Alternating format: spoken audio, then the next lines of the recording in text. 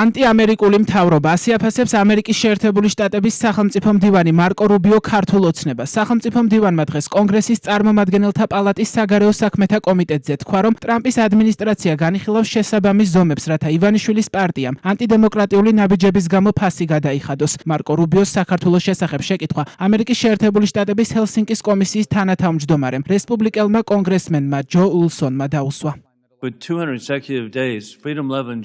200 დღეა თავისუფლების მოყვარე ქართველები ყოველდღე გმირულად გამოდიან ქუჩაში, უჭირავთ ამერიკის დროშები, თანატარებენ პრეზიდენტ ტრამპის ფოტოებს. Თქვენი ხელმძღვანელობით რა იქნება გაკეთებული, რათა სახელმწიფო დეპარტამენტმა ნამდვილი ფასი გადაახტევინოს ანტიამერიკულ ქართულ ოცნებას ქართველი ხალხის სახელით.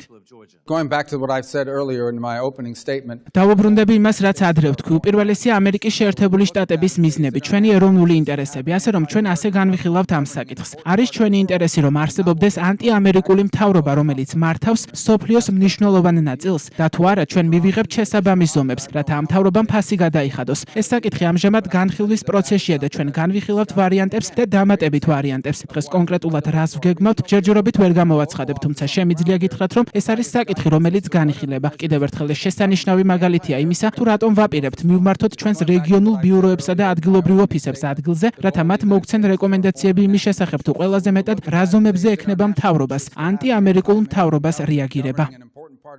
ეს არის ამერიკის შეერთებული შტატების სახელმწიფო მდივნის პირველი კომენტარი საქართველოში არსებულ კრიზისზე. ქართული ოცნების ხელისუფლება ჯერ კიდევ ტრამპის გაპრეზიდენტებამდე იმედოვნებდა, რომ ბაიდენის ადმინისტრაციის შეცვლის შემთხვევაში ამერიკის შეერთებულ შტატებთან ურთიერთობები გადაიტვირთებოდა. მას შემდეგ, რაც ივანიშვილის პარტიის იმედი არ გამართლდა, ოცნების პრემიერმა ირაკლი ყობახიძემ 13 მაისს ამერიკის შეერთებული შტატების პრეზიდენტ დონალდ ტრამპს და ვიცე-პრეზიდენტ ჯეი დი ვანსს ღია წერილით მიმართა, რომელშიც უკმაყოფილებას გამოთქვამდა ახალი ადმინისტრაციის მხრიდან ეგრეთ წოდებული შემხვედრი ნაბიჯების არარსებობის გამო. ყობახიძემ მაშინ ტრამპს ეგრეთ წოდებულ დიპ სტეიტთან ბრძოლაში ძალისხმევაც დაუწუნა.